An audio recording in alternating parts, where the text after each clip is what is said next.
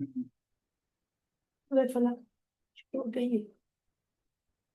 باللہ من الشیطان الرجیم بسم اللہ الرحمن الرحیم ان الحمد للہ والصلاة والسلام علی رسول اللہ وعلی آلہ واصحابہ ومن والاه.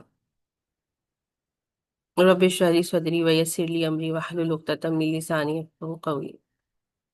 اللهم انفعنا بما علمتنا وعلمنا ما ينفعنا وزدنا علما. اللهم اني اسألك علما نافعا ورزقا طیبا وعملا متقبلا. آمین یا رب العالمین. تو الحمدللہ سورۃ الفلق کریں گے. آپ میں سے کسی کو اگر تلاوت کرنی ہے سورت کی، چھوٹی سورت ہے، کر لیجئے.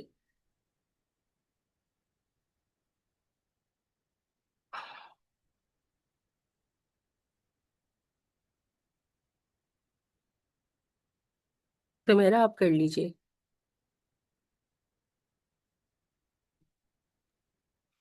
جی باجی. اعوذ باللہ من الشیطان الرجیم. بسم اللہ الرحمن الرحیم.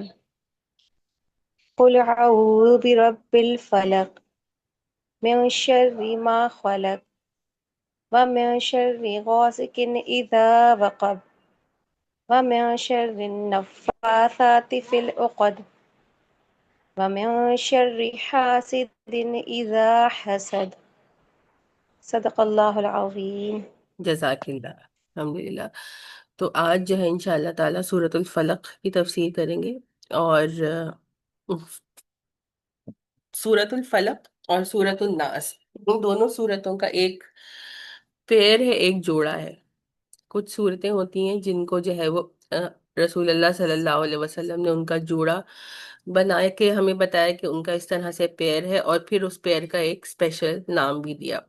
تو سورۃ الفلق اور سورۃ الناس کا کیا اس پیر کا نام ہے؟ معوذتین.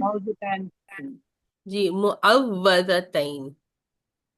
ٹھیک ہے، تو یہ ذرا صحیح طرح سے معوذتین، واو کے اوپر تشدید ہے. تعوذ یا جو ہے وہ پناہ مانگنے والی ایسی صورتیں کہ جن کے ذریعے پناہ مانگی جائے. اسی طرح سے سورۃ البقرہ اور سورۃ الآل عمران، ان کا بھی جو ہے وہ ایک پیر ہے، ان کا بھی جوڑا ہے. اس کا کیا نام ہے؟ اس کا نام کون بتائے گا؟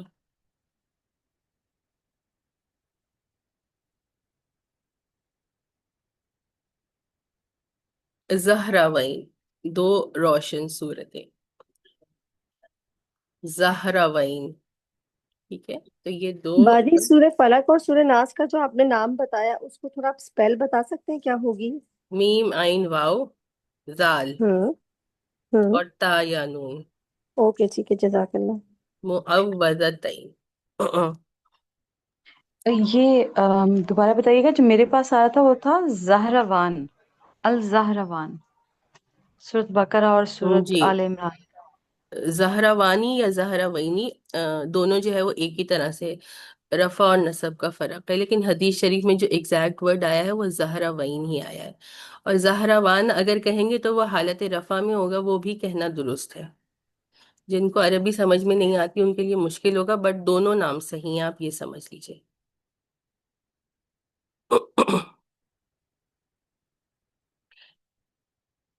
اچھا، تو سب سے پہلے یہی نام کا دیکھتے ہیں کہ فلق، فلق کا مطلب کیا ہے بتائیے.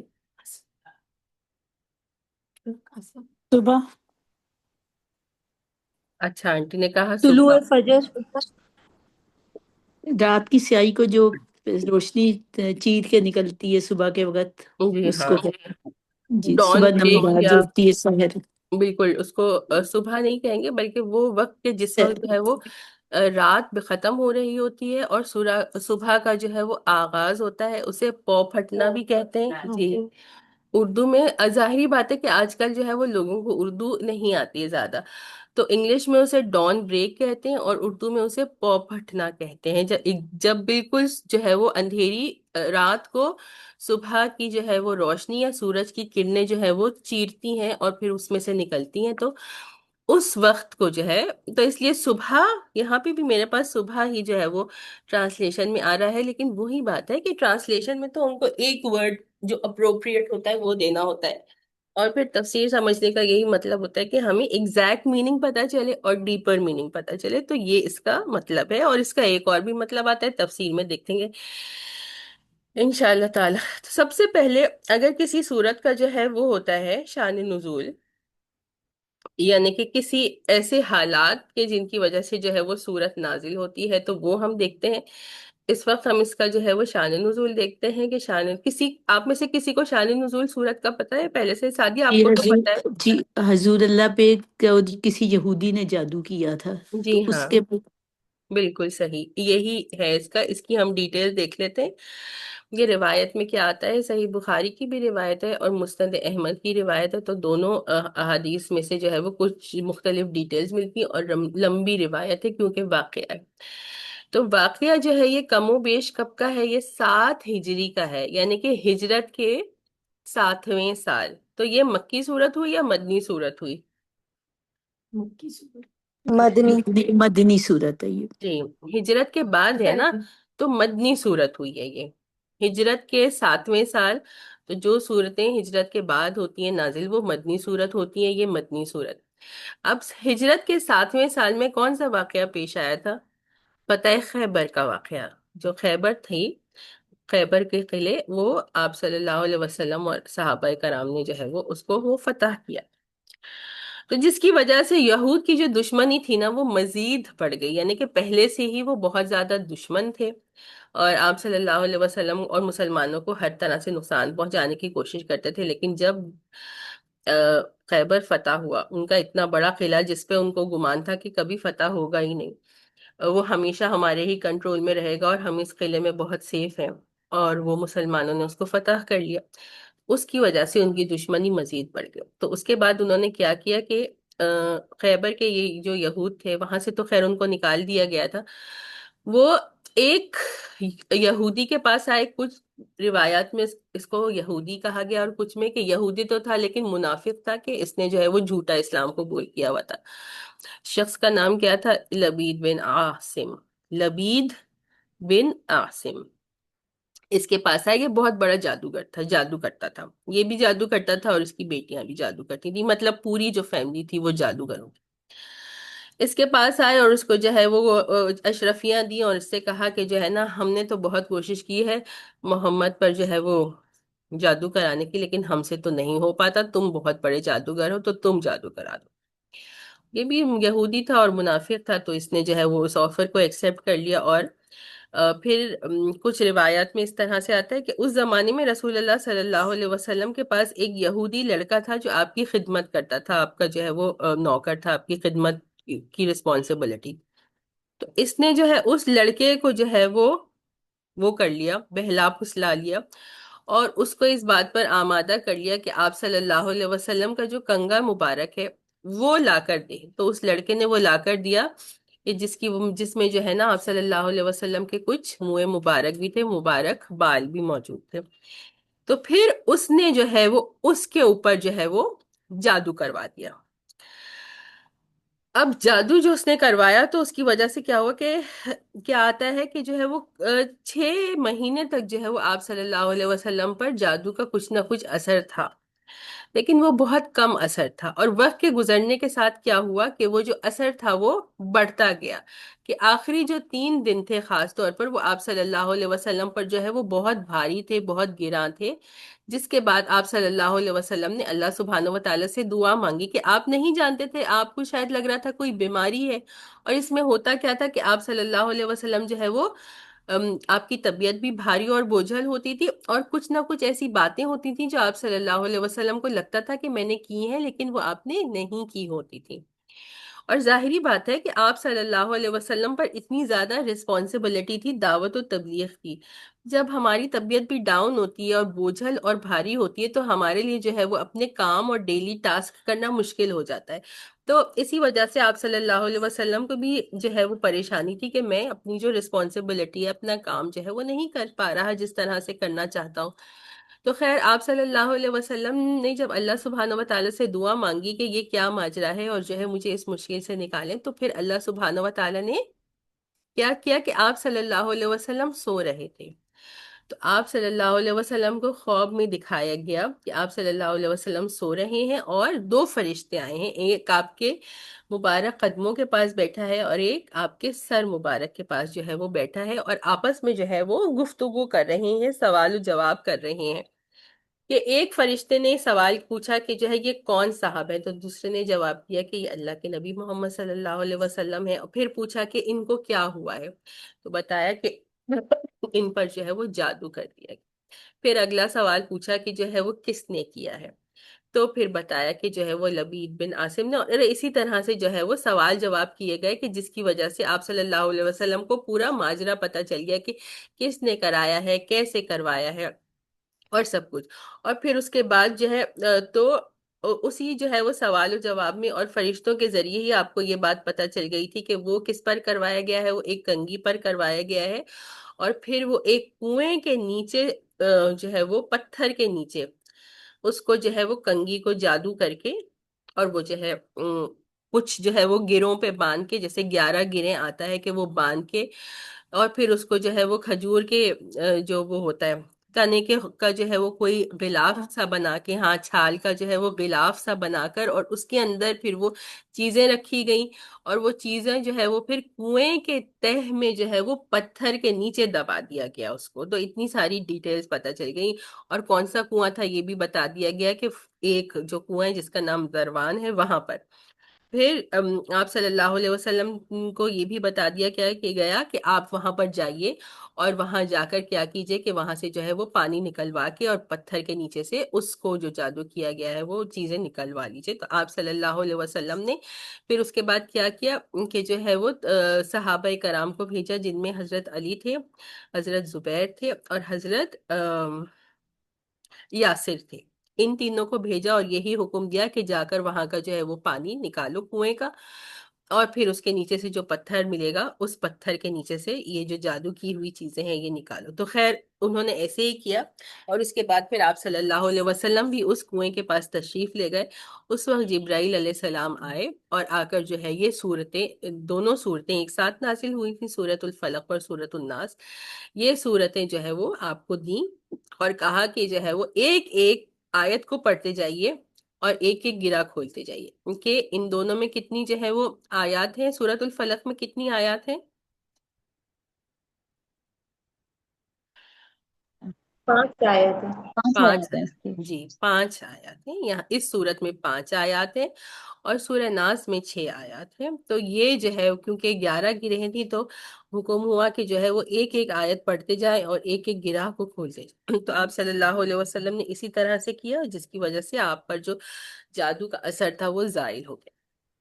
اور اس کے بعد جو ہے وہ آتا ہے کہ لبید بن عاصم کے ساتھ آپ صلی اللہ علیہ وسلم نے کیا معاملہ کیا، تو اس کے بارے میں بھی آتا ہے کہ اس کو بلا کر آپ صلی اللہ علیہ وسلم نے جو ہے وہ باز پرس کی، اسے ڈانٹا کہ تم نے ایسے کیوں کیا تھا، لیکن جو ہے وہ اس کے علاوہ آپ صلی اللہ علیہ وسلم نے کچھ نہیں کیا۔ اور صحابہ کرام بھی جو ہے ان کو یہ ہوا کہ مطلب وہ اس بات میں حضرت عائشہ سے یہ روایت میں آتا ہے کہ انہوں نے کہا کہ آپ نے جو ہے وہ اس کے ساتھ کوئی انتقام کیوں نہیں لیا، کوئی بدلہ کیوں نہیں لیا، تو آپ صلی اللہ علیہ وسلم نے کہا کہ جو ہے میں جو ہے وہ کسی کو اپنی وجہ سے جو ہے وہ تکلیف نہیں دینا چاہتا۔ تو دیکھیے آپ صلی اللہ علیہ وسلم اگر کسی سے جو ہے وہ انتقام لیتے تھے اور بدلہ لیتے تھے تو وہ اپنی ذاتی دشمنی کی وجہ سے کبھی بھی نہیں لیتے تھے۔ ہاں ان لوگوں سے آپ صلی اللہ علیہ وسلم نے انتقام لیا ہے یا ان کے خلاف ایکشن لیا ہے کہ جنہوں نے دین کو بہت زیادہ نقصان پہنچایا ہے۔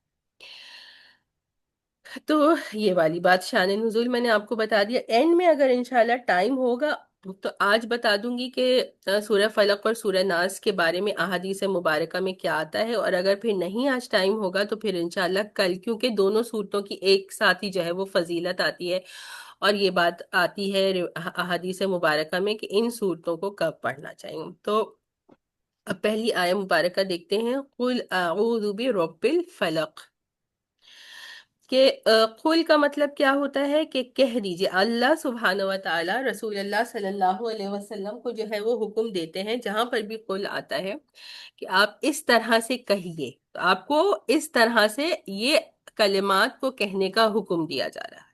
اور پھر جب آپ صلی اللہ علیہ وسلم کو حکم دیا جاتا ہے کہ آپ اس طرح سے کہیے، تو پھر اس میں کیا بات ہوتی ہے کہ آپ صلی اللہ علیہ وسلم جو کہہ رہے ہیں وہ امت کے لیے تعلیم ہے کہ امت کو بھی اسی طرح سے کہنا چاہیے۔ کیا کہنا چاہیے؟ اعوذ برب الفلق، کہ میں پناہ مانگتا ہوں کس کی؟ برب الفلق، فلق کے رب کی۔ کہ پہلے ہم نے اس کا ٹرانسلیشن میں فلق کو کیا کہا تھا بتائیے؟ اندھیرے کو صبح پھر سے آپ صبح بولیں گی تو سمجھانے کا کیا فائدہ؟ پو جو پاپ پھٹنا پھٹتی ہے۔ پو پھٹنا جی ہاں، ایکسپلینیشن جس چیز کا دے دیا جاتا ہے تو اسے یاد رکھیے اور وہی بتائیے، ورنہ ٹرانسلیشن تو آپ کے سامنے ہے، پھر تفسیر کی کیا ضرورت ہے؟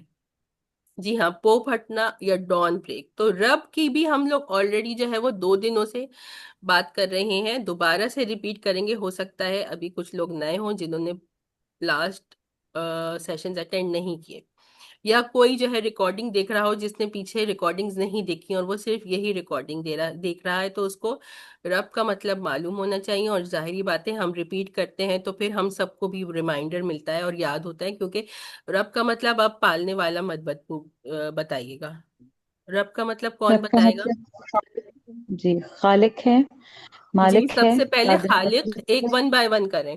سب سے پہلے خالق ہے رب کا مطلب وہ ذات کے جس نے ہر مخلوق کو تخلیق کیا ہے ایک مرتبہ، اور وہ بار بار تخلیق کرنے والا ہے، کہ جب ہم مر جائیں گے تو اس کے بعد وہ دوبارہ ہمیں تخلیق کریں گے، ہمیں دوبارہ جو ہے وہ زندہ کریں گے۔ خالق نمبر 1۔ نمبر 2 کون بتائے گا؟ صدف آپ مت بتائیے۔ مالک۔ جی ہاں، مالک، کہ اللہ سبحانہ و تعالیٰ ہی ہمارا مالک ہے، ہمارا بادشاہ ہے، اور وہ علی کل شیء قدیر، کہ وہ موسٹ سوورن ہائیسٹ اتھارٹی ہے، اور ہر چیز پر اللہ سبحانہ و تعالیٰ کو مکمل قدرت حاصل ہے۔ جی، 2 چیزیں ہو گئی، خالق اور مالک۔ اس کے علاوہ نمبر 3، اس کا ایک اور ورڈ، تدبیر، تدبیر کرنا، بالکل فاطمہ، تدبیر کرنے والا، کہ تمام مخلوق کا جو نظام ہے اس کی تدبیر کرنے والی ذات اللہ سبحانہ و تعالیٰ کی۔ اور نمبر 4، قادر مطلق۔ یہ تو ہم نے کر لیا نا، مالک میں ہم نے کر لیا کہ وہ قادر مطلق بھی ہے، اور ایک چیز رہ گئی جو کون بتائے گا؟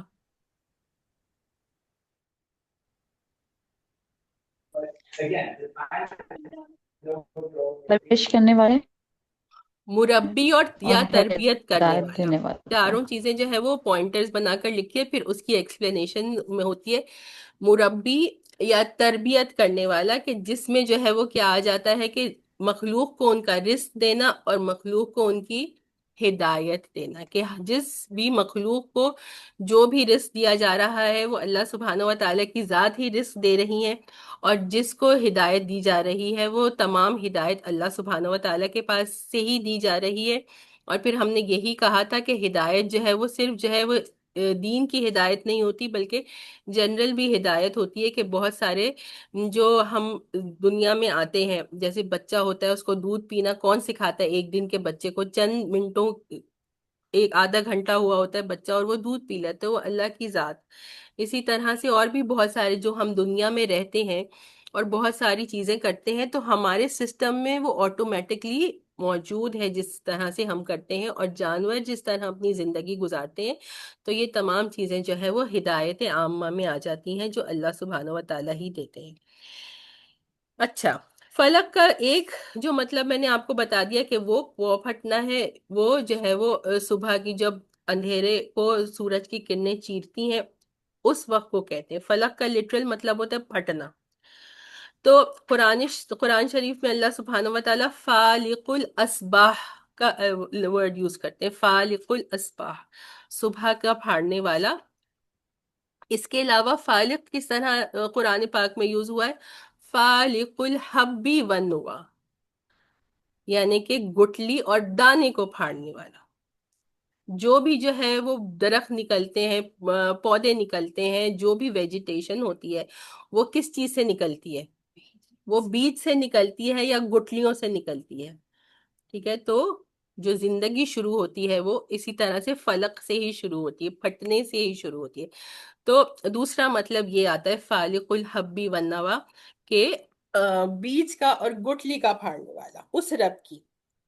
اور اسی طرح سے اگر ہم نے جو ہے وہ ان چیزوں کا یہ جو ویجیٹیشنز ہیں، جو پودے اور درخت ہیں، ان کا دیکھا کہ یہ دانے اور گٹلیوں کے پھٹنے کی وجہ سے جو ہے وہ پھر جو ہے ان میں سے جو ہے وہ سیڈلنگ نکلتی ہے۔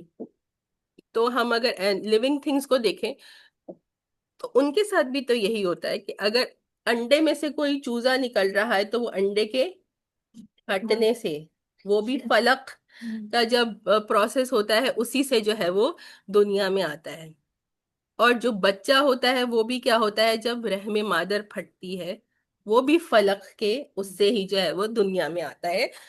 تو جب ہم یہ بات کہہ رہے ہیں، دیکھیں فلق جب ہم نے صرف لٹرل میننگ دیکھا تھا کہ پو پھٹنا، تو وہ ایک مفہوم سمجھ میں آ رہا تھا، اور جب ہم نے اس کو ڈیپر میننگ میں دیکھا تو ہمیں کیا پتا چلا کہ ہر جو لیونگ تھنگ ہے اس کا دنیا میں آنے کا جو پروسیس ہوتا ہے وہ فلق سے ہی ہوتا ہے، پھٹنے سے ہوتا ہے، کریک اوپننگ سے ہی ہوتا ہے۔ تو یہ الحمدللہ پہلی آیہ مبارکہ ہو۔ من شر ما خلق، اب پناہ تو مانگ رہے ہیں اس رب کی کہ جو تمام، اب اس وقت ہم اگر ٹرانسلیشن کریں تو ہم کہہ سکتے ہیں کہ اس رب کی ہم پناہ مانگ رہے ہیں جو اس نے تمام مخلوقات کو، تمام جاندار کو پیدا کیا ہے نا۔ من شر ما خلق، ہر اس شر سے، ہر اس چیز کے شر سے، ما خلق جو اس نے پیدا کی۔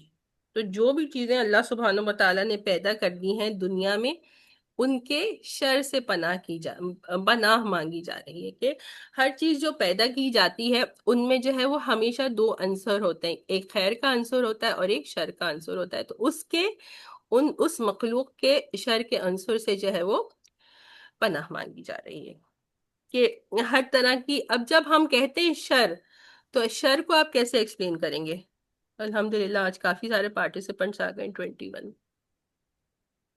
اور ظاہری بات ہے کہ یہ صورتیں ایسی ہیں کہ جو ہم روزانہ نماز میں پڑھتے ہیں اور یہ سب کو یاد ہی ہوتی ہیں، تو آپ کو اس کا میننگ سمجھ میں آئے گا تو انشاءاللہ آپ کی نماز کا جو کنیکشن ہے وہ بہتر ہوگا۔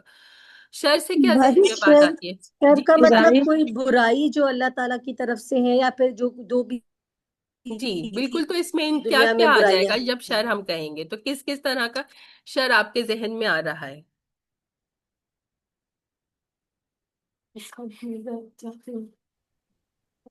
ہر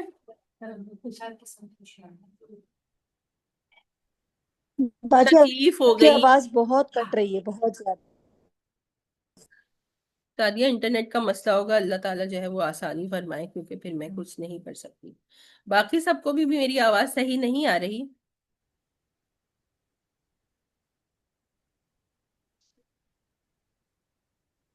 آئی تھنک اور بار بار میرے پاس بھی یہ جو ہے نا انٹرنیٹ کنیکشن جی اب انسٹیبل۔ سر کچھ بہتر آئی تھی؟ جی بیچ میں کٹ رہی تھی، نہیں کٹ رہی ہے آواز۔ اچھا ٹھیک ہے، کوشش کر سکتے ہیں کہ جو ہے وہ بس، اور استغفار کر لیجئے، تھوڑی دیر رک جائیے اور سب جو ہے وہ 10 مرتبہ استغفار کر لیں، انشاءاللہ بہتر ہو جائے گا۔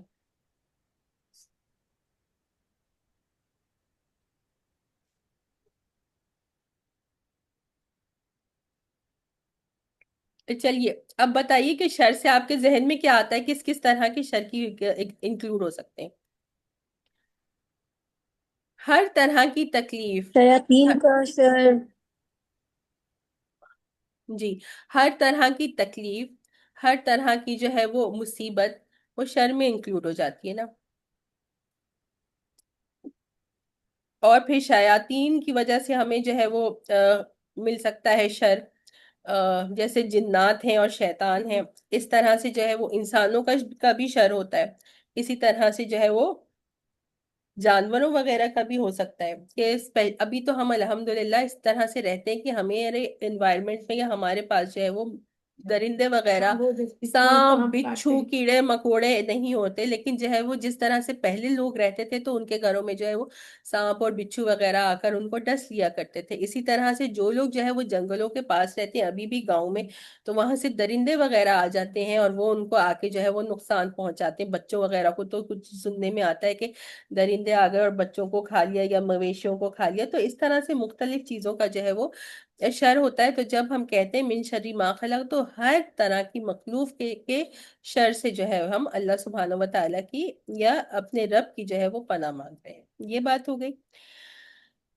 اب اگلی جو چیز آئے گی من شر غاسق اذا وقب، اور کیا ٹرانسلیشن ہے؟ اور اندھیری رات کے شر سے جب وہ پھیل جائے۔ تو جب ہم نے پیچھے کہہ دیا تھا کہ من شر ما خلق، جو جی چیز اللہ سبحانہ و تعالیٰ نے تخلیق کی ہے اس کے شر سے ہم نے پناہ مانگ لی تھی، اب اگلی آیہ مبارکہ میں پھر کیا فرمایا کہ من شر غاسق اذا وقب، اندھیری رات سے کہ جب وہ چھا جائے اس سے پناہ مانگی جا رہی ہے۔ تو آگے تین چیزیں آئیں گی جو اسپیسیفکلی جو ہے وہ تین چیزوں سے پناہ مانگی گئی ہے، لیکن وہ سب تو آلریڈی انکلوڈ ہو گئی ہیں نا شر ما خلق میں۔ لیکن جو جتنے بھی برائیاں ہوتی ہیں وہ رات میں زیادہ تر کی جاتی ہیں بالکل نا، جو شر جو بالکل ہوتا ہے وہ زیادہ تر رات میں پھیلا جاتا ہے۔ بالکل۔ تو ایسا ہوتا ہے کہ یہ اسلوب ہوتا ہے جنرل بات کرنے کا بھی، کہ ایک بات آپ نے جنرل کر لی، جیسے شر ما خلق کہہ دیا تو مخلوق کے شر سے تو پناہ مانگ لی، لیکن اب پھر وہ اس مخلوق میں سے ہی ہے، لیکن کیونکہ وہ اس میں اتنا زیادہ شر ہے تو پھر ان چیزوں کو الگ سے مینشن کر دیا گیا ہے کہ من شر ما خلق کے بعد ومن شر غاسق اذا وقب، اندھیری رات کے شر سے کہ جب وہ پھیل جائے۔ تو یہی ہوتا ہے کہ جب رات پھیل ہو جاتی ہے تو پھر کیا ہوتا ہے کہ جو ہے وہ اس رات کے اندھیرے میں جو ہے وہ بے شمار جو ہے وہ شر ہوتے ہیں، بے شمار جو ہے وہ برائیاں ہوتی ہیں، کہ جو ہے وہ جب وہ ہو جاتا ہے، جب مغرب ہو جاتی ہے تو اس کے بعد کیا ہوتا ہے کہ شیاطین جو ہے وہ پھیل جاتے ہیں نا، اور اسی ہاں میں بتا رہی ہوں، جی ہاں بالکل۔ اور اسی طرح سے جب رات ہوتی ہے تو کیا ہوتا ہے کہ باہر جو ہے وہ یہی درندے وغیرہ نکل جاتے ہیں، اور مشکلیں مصیبتیں وغیرہ بھی جو ہے وہ رات کے وقت جو ہے جب دن کی روشنی ہوتی ہے تو دن کی، آج کل کے زمانے کے حساب سے تو ہم باہر نکلتے تو ہمارے لیے اتنی مشکل نہیں ہے کیونکہ باہر بھی جو ہے وہ روشنی ہوتی ہے، لیکن آپ پرانے زمانے کے حساب سے دیکھیں کہ جب جب رات ہو جایا کرتی تھی تو ہر طرف اندھیرا ہو جاتا تھا، اور جو ہے وہ چیزوں کو کرنا، باہر نکلنا اور نارمل روٹین، ہاں بیماریوں میں اب وہ بخار ہو کچھ ہو صبح ہو روشنی ہو تو نکلی دوائی لینے بالکل جائیں اس طرح سے۔ تو پرانے زمانے میں کیا ہوتا تھا، اندھیرا جب چھا جایا کرتا تھا تو اس کے بعد جو ہے وہ زندگی میں اس طرح سے نارمل روٹین میں نہیں ہوا کرتی تھی، تو ہمارے لیے اس کو تھوڑا سا امیجن کرنا مشکل ہے، لیکن سوچیں کہ جیسے جب لائٹ چلی جاتی ہے اور اس ایک بڑے ایریا کی لائٹ گئی ہے اور اس میں پھر آپ کو باہر نکلنا پڑتا ہے، تو ظاہری بات ہے پھر ہم اس طرح کا ایکسپیرینس کرتے ہیں کہ باہر نکلنا، جا کے کوئی چیز لینا، اس کو جو ہے کرنا مشکل ہو جاتا ہے۔ تو وہی بات ہے کہ رات کے اندھیرے کی کہ جب وہ چھا جائے، اور اس میں پھر کیا بات ہوتی ہے کہ یہ جو جادو کرنے والے لوگ ہوتے ہیں، یہ اپنا جو گندا کام جو ہوتا ہے یہ کب کرتے ہیں، کہ رات کے ہی وقت کرتے ہیں۔ تو ایک چیز اس میں یہ بھی آ جاتی ہے کہ رات کو جو ہے یہ جو جادوگر ہوتے ہیں، یہ جو گندا عمل کرنے والے لوگ ہوتے ہیں، یہ اپنا عمل رات کے وقت کرتے ہیں، تو اسی وجہ سے یہ جو ہے وہ پناہ مانگی گئی ہے رات کے اندھیرے سے کہ جب وہ پھیل جائے۔ تو یہ اس کا ایک ترجمہ آ گیا۔ اس کا ایک اور جو ہے وہ حدیث مبارکہ ہے حضرت عائشہ کی، ایک منٹ میں ذرا کھول لوں پھر اس کے بعد بتاتی ہوں کہ حضرت عائشہ رضی اللہ عنہا سے جو ہے وہ حدیث مبارکہ ہے کہ جس میں اس کا ایک اور مفہوم آتا ہے کہ رسول اللہ صلی اللہ علیہ وسلم نے جو ہے وہ چاند کی طرف دیکھا اور حضرت عائشہ سے کہا کہ اے عائشہ اس سے پناہ مانگو، اللہ کی پناہ اس سے مانگو، یعنی اس چاند سے مانگو، من شر ھذا فإن ھذا هو غاسق اذا وقب، اس کے شر سے پناہ مانگو کہ یہ غاسق ہے، اور بے شک اسی کے بارے میں آیا ہے الغاسق اذا وقب۔ تو دوسرا مطلب کیا آ رہا ہے کہ چاند سے، تو چاند سے کہ جب وہ वक़ब का फिर क्या मतलब यहाँ पर हो जाएगा, चांद के जब वो छुप जाए। कि जब चांद होता है तो पुराने जमाने के हिसाब से अगर देखा जाए तो कुछ ना कुछ रोशनी होती है और कुछ ना कुछ चीजें नजर आ रही होती हैं। लेकिन जब चांद छुप जाता है बादलों के पीछे, कभी कभार इतने शदीद गहरे बादल होते हैं कि वो उसमें वो छुप जाए। फिर चांद कैसे छुपता है कि जब जो है वो आखिरी तारीखें होती हैं तो उनमें चांद छुप जाता है। और जो है एक और बात जो तर्जुमे में भी हम लेंगे, इज़ा वक़ब का जो दूसरा तर्जुमा हम चांद के हिसाब से कर सकते हैं कि चांद जब वो गिरहन ज़दा हो जाए, कि जब चांद पर गिरहन आता है तो वो अंधेरा हो जाता है। तो ये इसका दूसरा मफहूम है कि मतलब देखा जाए तो वही बात है। अगर उस इमेज को हम सोचें कि वो कैसा इमेज होगा। चांद की आखिरी तारीख ओह, अच्छा, ये कह रही हैं कि जो लोग जादू करते हैं वो उसी वक्त करते हैं जब चांद की आखिरी तारीखें होती है, जब अंधेरा होता है। जी, किसने हैंड रेस किया है? रुबीना, बताइए आपको क्या जी कहना है। मैंने किया है। मैं ये कहना चाहती हूँ, एक ये हदीस भी तो है ना कि नबी सल्लल्लाहु अलैहि वसल्लम कहते हैं कि जब ईशा के बाद अपनी घर की बत्तियां बुझा दो और पर्दे आगे कर दो और फिर खामोशी से सो जाओ, बर्तन उल्टे कर दो, क्योंकि तुम्हें नहीं जी पता हाँ, कि ये अल्लाह ताला अभी, कौन कौन सी जी जी मखलूक रात को जी, उतारता है। बिल्कुल। ये यही अभी फजीला भी कह रही थी, मैं हदीस को मेंशन करना भूल गई कि आप सल्लल्लाहु अलैहि वसल्लम ने यही कहा है कि जब जो है वो मगरिब रात हो जाए, जब मगरूब का आफताब का वक्त हो, तो उस वक्त जो है वो अपने बच्चों को समेट लो। और अपने जो है वो मवेशियों को भी, हदीस शरीफ में आता है कि अपने जानवरों को, अपने मवेशियों को भी समेट लो, कि उस वक्त जो है वो शयातीन और बलाएं जो है वो आसमान से नाजिल हो रही होती है। लंबी हदीस है, बस इतना ही हम देखेंगे।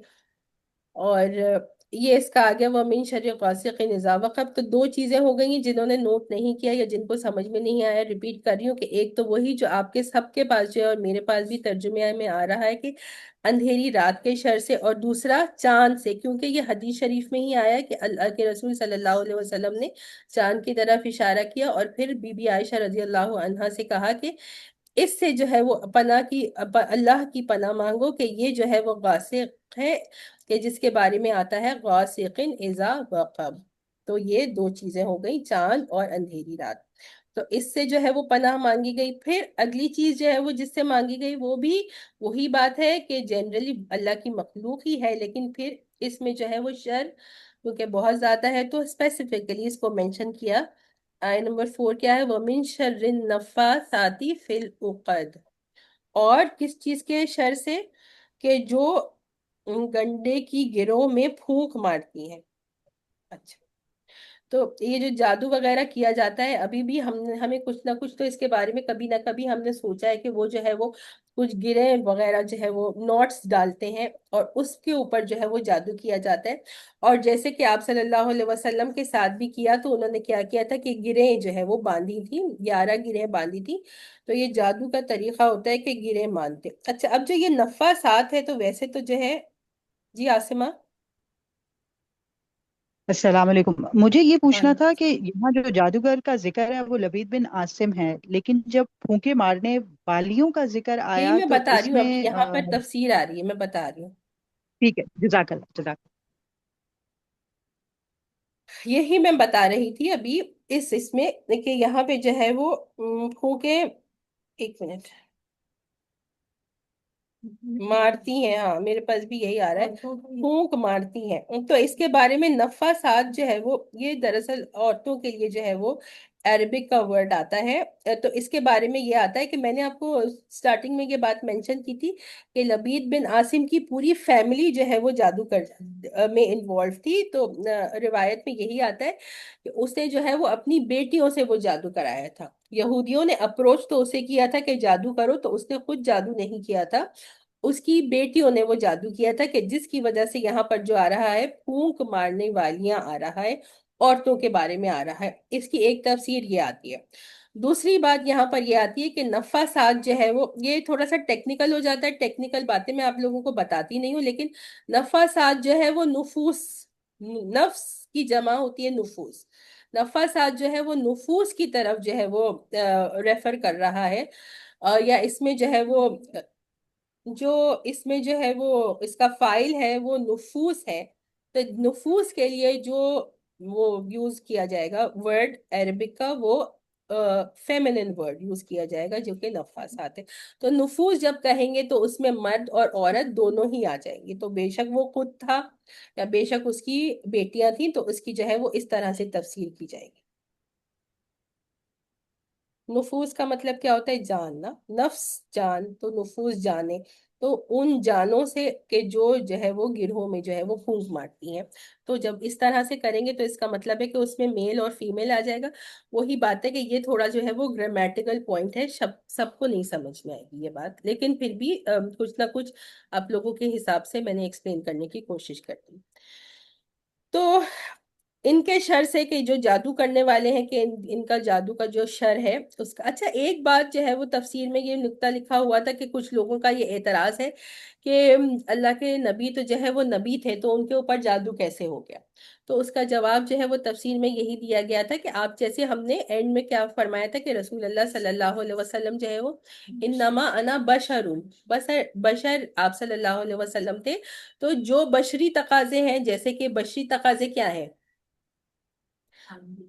खाना पीना है। जिस तरह से आप सल्लल्लाहु अलैहि वसल्लम के बारे में अहादीस मुबारका में भी आता है कि आप सल्लल्लाहु अलैहि वसल्लम बीमार हुआ करते थे।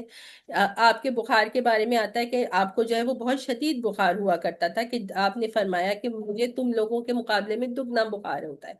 तो जो बशरी तकाजे थे, खाना पीना, बीमार होना, चोट लगना, तकलीफ का होना, तो इसी तरह से ये जादू होना भी जो है एक बशरी तकाजों में से ही एक तकाजा है। और फिर वही कि अल्लाह सुब्हाना व ताला की जो है वो इजाजत थी, तो उसका असर आप सल्लल्लाहु अलैहि वसल्लम पर हुआ। और हमारे साथ भी यही होता है कि जिसको जो तकलीफ होती है, जिसको जो किसी की तरफ से नुकसान पहुंचता है, तो वो अल्लाह के इज़्न और इजाजत से होता है। कि जिसको अल्लाह चाहता है कि इसको ये तकलीफ पहुंचे, तो वो उस तक फिर पहुंचती है, उसकी इजाजत के बगैर नहीं होता। और जाहिरी बात है कि उस वाक़े की वजह से जो है वो उम्मत के लिए कितनी ज्यादा जो है वो खैर हुई। आप सल्लल्लाहु अलैहि वसल्लम ने तकलीफ तो उठाई, लेकिन उम्मत के लिए क्या खैर थी इसमें? आजकल हम एक बार करके बच सकते ना। ये दो सूरतें जो मुअव्वज़तैन है, ये हम तक पहुंची। और फिर आप सल्लल्लाहु अलैहि वसल्लम के जरिए अल्लाह सुब्हानहू व तआला ने उम्मत को सिखा दिया कि जब शर से जादू टोने के लिए हम लोग कितना जो है वो आमिलों के पास एक ट्रेंड है, आप लोग नहीं जाते होंगे तो अल्हम्दुलिल्लाह। लेकिन जरा सी बात पे जो है वो शक हो जाता है कि हम पर जो है रिश्तेदारों ने किसी ने जादू करा दिया। फिर उसके बाद हमने क्या देखा है कि लोग जो है वो भागते हैं जादूगरों के पास, कि हमारे ऊपर जो है वो और आपसे पैसे लूटते हैं, आपका अकीदा खराब करते हैं, मेंटली आप इतने डिस्टर्ब हो जाते हैं कि हमारे ऊपर पता नहीं क्या हो गया, हमारी तो जिंदगी बर्बाद हो गई। तो अल्लाह सुब्हानहू व तआला ने जो है वो ये दो सूरतें जो है वो नाजिल की हैं कि इनके जरिए जो है वो पनाह मांगनी चाहिए। इंशाल्लाह हदीस का रेफरेंस दूंगी एंड में, आज टाइम मिलेगा, वरना फिर कल दूंगी।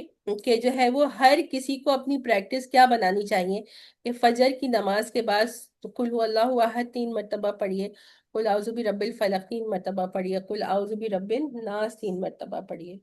तो इसकी जो है, और इसी तरह से सुबह 3 मरतबा, और जी मगरिब से आप कुछ 10 15 20 मिनट पहले भी पढ़ सकते हैं और मगरिब के बाद भी पढ़ सकते हैं। और भी जो है वो जो दुआएं हैं सुबह और शाम के अस्कार हैं, तो उनकी पाबंदी कीजिए। कि इनकी पाबंदी करने की वजह से कोई भी फिर आप पर जादू कराना चाहेगा तो, और नुकसान पहुंचाना चाहेगा, और भी मखलूक के शर से आपकी हिफाजत। और फिर अल्हम्दुलिल्लाह आखिरी जो है ये आ गई है, वमिन शर्रि हासिदिन इज़ा हसद, और हसद करने वाले के शर से कि जब वो हसद करे। तो इंसान तो नॉर्मली होता है, मतलब उसका जो है कुछ लोगों के अंदर ये चीज ज्यादा होती है कि वो हसद करने वाले होते हैं, और कुछ लोग जो है वो हसद इतना ज्यादा नहीं करने वाले होते। ये तो नेचुरल एक चीज होती है। तो यहाँ पर ये फरमाया जा रहा है हसद करने वाले के शर से कि जब वो हसद करे, कि जब उसके अंदर हसद का वो होगा कि हसद करने लगेगा या किसी से, तो फिर उसके अंदर जो है वो शर आ जाता है। तो हसद क्या है? सर ये होता है कि ये ख्वाहिश की जाए कि जिसके पास जो नेमत है वो खत्म हो जाए। बिल्कुल। कोई भी ब्लेसिंग है, कोई भी चीज है उसके पास, हाँ वो उससे छिन जाए। जी। तो इसी तरह से एक हसद होता है कि हम किसी के पास किसी चीज को देख कर जो है ना, हसद के भी लेवल्स होते हैं। एक हसद ये होता है कि किसी के पास हमने कोई चीज देखी कि वो बेहतर और अच्छी है, अल्लाह ताला ने उसको उस नेमत से नवाजा है, تو اس کو دیکھ کر ہمارا دل کوڑنے لگتا ہے کہ اس کے پاس یہ چیز کیوں ہے اور میرے پاس یہ چیز کیوں نہیں ہے. تو یہاں تک تو ایک لحاظ سے مطلب ہے تو غلط، حسد کرنا بھی حدیث مبارک کا بھی بتاتی ہوں، لیکن جو ہے وہ اگر اس طرح سے ہے کہ صرف دل میں کوئی کوڑ رہا ہے تو وہ بھی ٹھیک ہے، لیکن اس کا نیکسٹ لیول کیا ہو جاتا ہے کہ اس حسد میں لوگ آگے بڑھ جاتے ہیں اور پھر اس شخص کے نقصان پہنچانے کی کوشش کرتے ہیں. تو وہ زیادہ خطرناک حسد ہو جاتا ہے. اب یہ جو سب کچھ کیا یہودیوں نے، تو یہ کس وجہ سے کیا؟ حسد کی وجہ سے ہی کیا نا. کس چیز کا حسد تھا یہودیوں کو آپ صلی اللہ علیہ وسلم سے؟ خیبر کی جنگ ہارنے کا تھا انہیں، اچھا، خیبر کی جنگ جنگ میں خیبر ہار میں۔ گئے تھے تو حسد بالکل اور یہ تو چھوٹی جی بات میں ہے. بتاؤں، جی جی بتائیں، کون نبی بتانا صلی چاہ اللہ رہے ہیں؟ علیہ وسلم جو ہیں وہ حضرت ابراہیم علیہ السلام کے بیٹے حضرت اسماعیل علیہ السلام کی اولادوں میں سے تھے، اور ان کے تمام انبیاء کرام جو ہے وہ دوسرے حضرت اسحاق میرے خیال سے ان کی اولادوں میں سے تھے. اس وجہ سے ان کو یہ حسد تھا کہ وہ یہودیوں کی اس میں سے کیوں نہیں پیدا ہوئے. یہ سب سے بڑا ان کا حسد تھا. بالکل الحمدللہ سعدیہ، آپ کو بہت اچھی طرح سے یاد ہے کہ جو ہے نا سب سے بڑا حسد ان کو یہی تھا. جی میں کس بھی یہی کہنے والی تھی کہ انہیں یہی تھا کہ وہ بنی اسرائیل میں سے کیوں نہیں آئے، وہ اہل قریش سے کیوں آئے، جی ان کا یہی تھا، مقصد یہی مدینہ تھا، میں جو اور آج یہودی تک تھے، جی مدینہ میں جو یہودی تھے وہ آخری نبی کا جو ہے وہ انتظار کرنے کے لیے ہی مدینہ میں آ کر جو ہے وہ آباد ہوئے تھے، کہ ان کو ان کی کتابوں میں یہ بات معلوم تھی کہ نبی آخر جو ہے وہ اس زمین میں جو ہے وہ مبعوث ہوں گے یا یہاں پر ان کو بھیجا جائے گا. لیکن وہ یہ سمجھتے تھے کہ جس طرح سے پچھلے تمام انبیاء ان کی نسل سے یعنی کہ بنی اسرائیل سے آئے تھے، تو کچھ لوگوں کو شاید یہ بات نہیں پتا ہوگی، میں ریپیٹ کرتی ہوں تاکہ بات اچھی طرح سے سمجھ میں آئے، کہ ابراہیم علیہ السلام کے دو بیٹے تھے، حضرت اسماعیل علیہ السلام اور حضرت اسحاق علیہ السلام. حضرت اسحاق علیہ السلام کے بیٹے کون تھے؟ یعقوب علیہ السلام. یعقوب علیہ السلام کے بیٹے کون تھے؟ یوسف۔ حضرت یوسف علیہ السلام. یوسف علیہ السلام. تو اس طرح سے جو اسحاق علیہ السلام کی نسل تھی اس میں نبی در نبی در نبی، یعنی ایک نبی جب ان کا انتقال ہو جاتا، وہ دنیا سے چلے جاتے، تو فوراً ہی دوسرے نبی کو بھیج دیا جاتا. تو ان کے پاس سلسلہ نبوت بنی اسرائیل میں اس طرح سے تھا کہ نبی در نبی در نبی.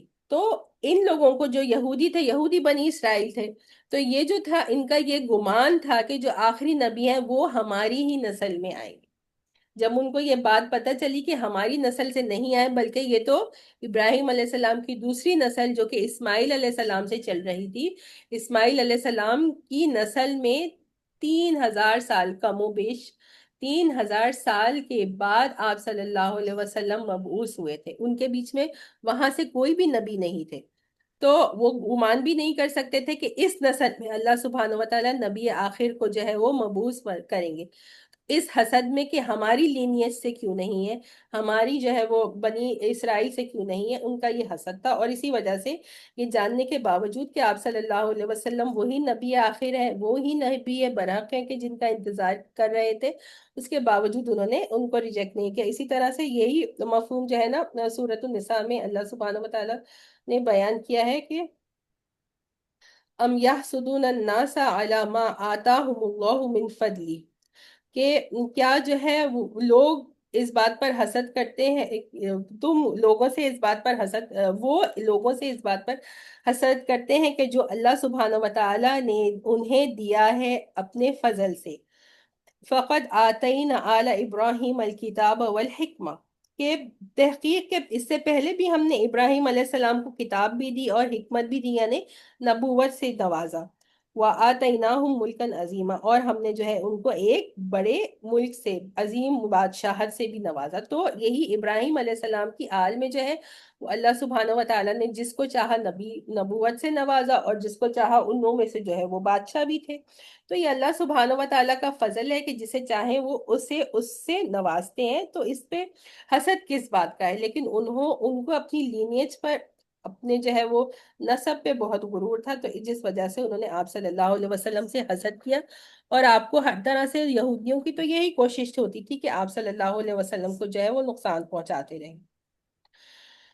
اور حسد سے متعلق کیا آتا ہے کہ نبی کریم صلی اللہ علیہ وسلم نے فرمایا ہے کہ جو ہے وہ حضرت ابو ہریرہ رضی اللہ عنہ کی روایت ہے کہ آپ صلی اللہ علیہ وسلم نے کیا فرمایا ہے کہ حسد سے بچو، کیونکہ حسد جو ہے وہ نیکیوں کو اس طرح سے کھا جاتا ہے جیسے کہ آگ لکڑی کو، یا کچھ روایت میں دیمک کا بھی آتا ہے جیسے کہ دیمک لکڑی کو، یہ ابو داؤد کی روایت ہے۔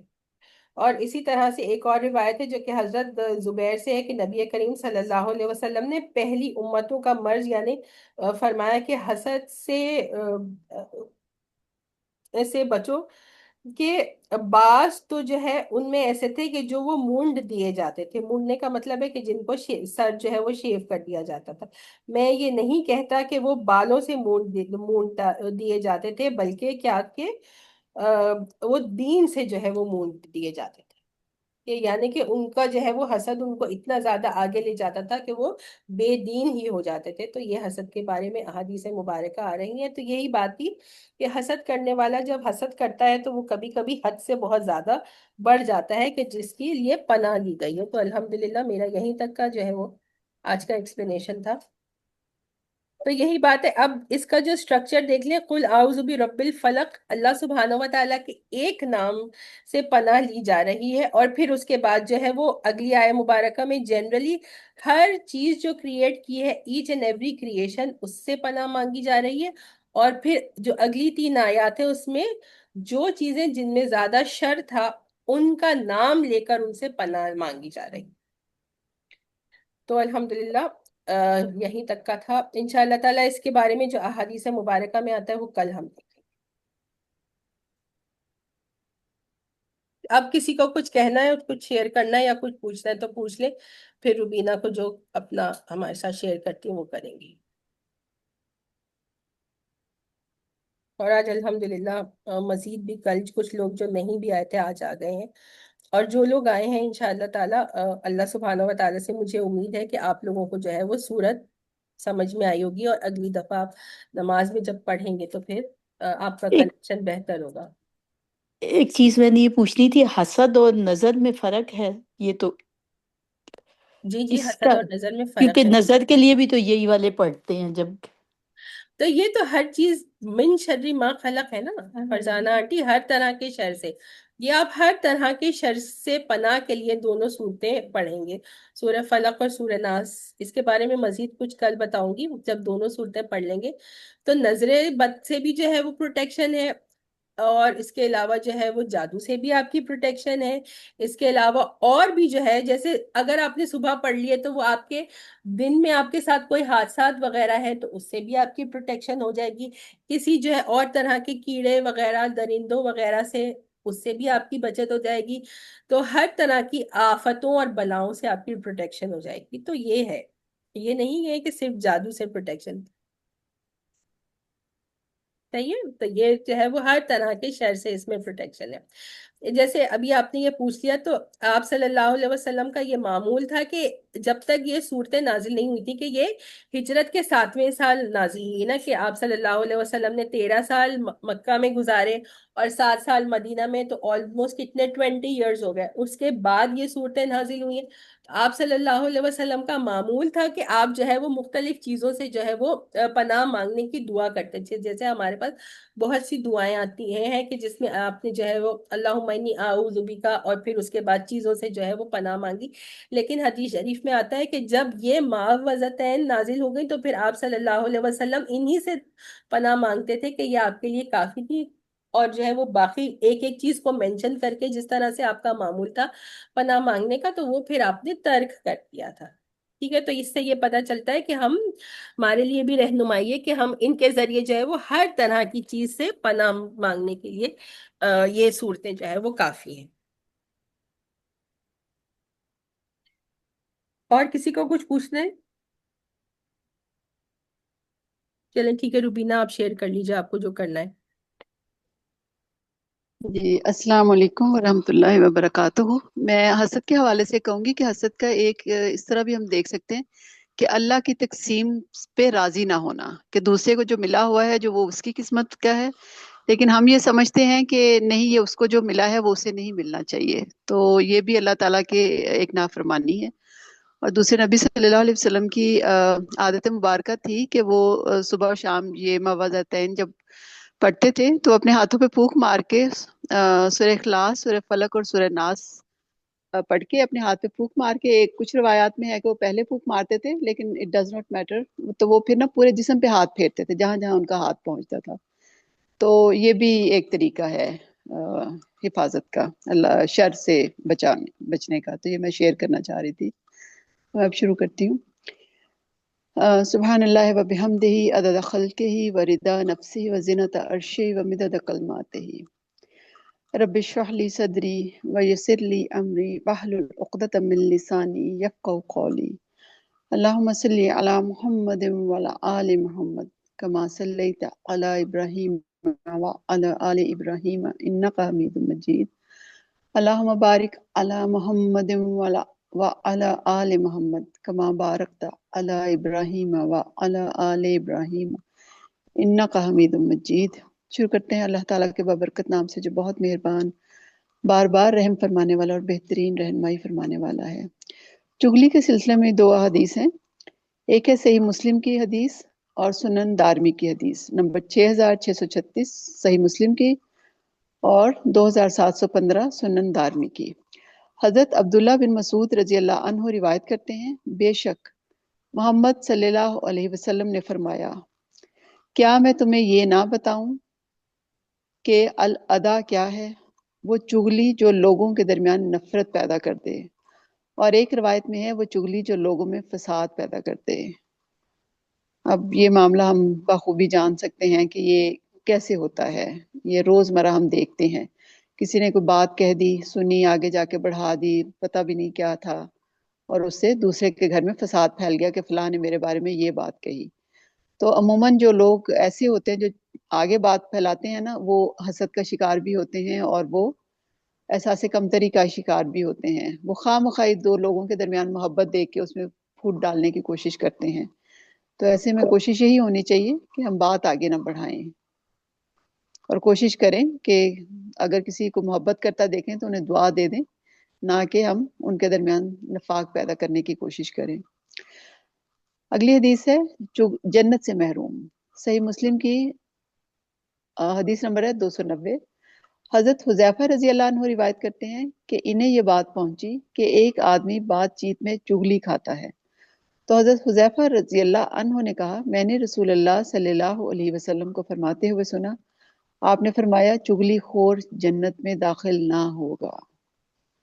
جو اللہ کے بندوں کے درمیان نفاق پیدا کرے گا، فساد پیدا کرے گا، علیحدگی پیدا کرے گا، تو وہ کیسے جنت میں داخل ہو سکتا ہے؟ اللہ تعالیٰ تو اپنے بندوں کے درمیان کسی بھی برائی کو پسند نہیں کرتے. اللہ تعالیٰ ہمیں معاف فرمائے. اگلی حدیث ہے آبرو ریزی کے متعلق. صحیح مسلم کی 6541 نمبر حدیث ہے، مسلمان دوسروں کو رسوا نہیں کرتا. حضرت ابو ہریرہ رضی اللہ عنہ روایت کرتے ہیں، رسول اللہ صلی اللہ علیہ وسلم نے فرمایا، تم لوگ ایک دوسرے سے حسد نہ کرو اور نہ ہی ایک دوسرے کے خلاف بھاؤ بڑھاؤ اور نہ ہی ایک دوسرے سے بغض رکھو اور نہ ہی ایک دوسرے سے روگردانی کرو اور نہ ہی تم میں سے کوئی کسی کے سودے پر سودا کرے. اور اے اللہ کے بندو، بھائی بھائی بن جاؤ. مسلمان مسلمان کا بھائی ہے، نہ وہ اس پر ظلم کرتا ہے اور نہ وہ اسے ذلیل کرتا ہے اور نہ ہی اسے حقیر سمجھتا ہے.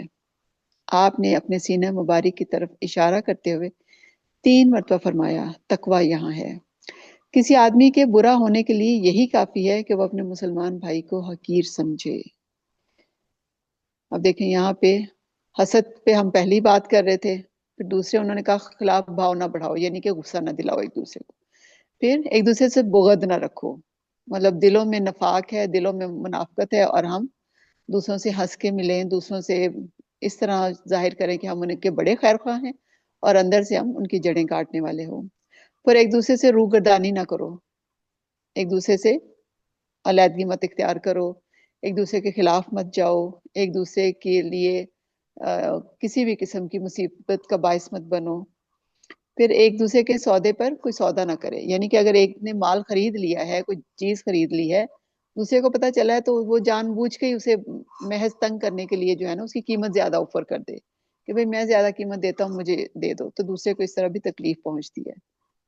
اور پھر یہی جو چیزیں اللہ تعالیٰ کے نبی نے کہی ہیں کہ مسلمان کسی پہ ظلم نہیں کرتا، تو ہم دوسروں کی عزت کے در پہ بھی ہوتے ہیں، دوسروں کے خلاف بھی ہوتے ہیں، دوسروں سے حاسد بھی ہوتے ہیں، تو ان چیزوں سے ہمیں بچنے کی کوشش کرنی چاہیے، کیونکہ یہی اللہ تعالیٰ کا فرمان ہے اور یہی نبی صلی اللہ علیہ وسلم کی تعلیمات ہیں۔ تو آج کی حدیث تھی یا جزاک اللہ خیر کثیرہ۔